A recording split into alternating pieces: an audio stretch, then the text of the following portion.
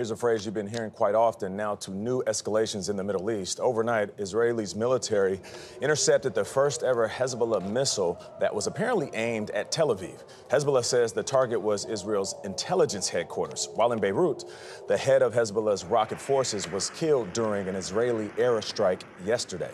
Chris Livesay reports from inside Israel.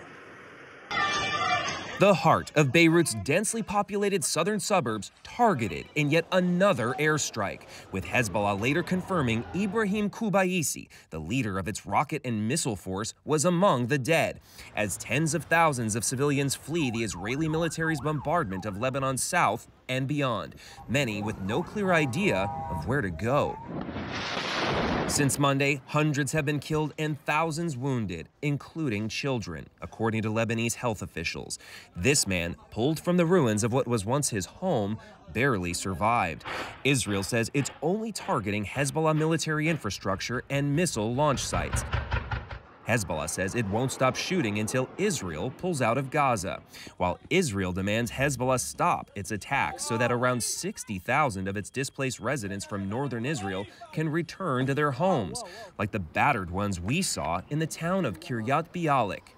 Hezbollah has fired hundreds of rockets and drones across the border with Israel in the past week alone. Now, most of them have been intercepted by Israel's Iron Dome defenses, but not all of them. And this morning, smoke over the horizon of Tel Aviv, where Israelis were woken to the blaring of sirens after the Israeli military intercepted a surface-to-surface missile, the first time the Iran-backed militants have ever fired such a weapon at Israel's biggest city. A major escalation for an army that's badly outgunned and licking its wounds. In the past week, their booby-trap beepers and walkie-talkies exploded. Then, multiple targeted killings took out Hezbollah's top military leadership.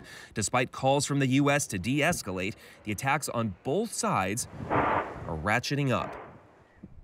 The fear now is that Hezbollah's main backer, Iran, and Israel's closest ally, the United States, could both be drawn directly into the conflict, triggering a regional war. A regional war many fear could spiral wildly out of control and become far deadlier and more destructive than the war in Gaza. Nate?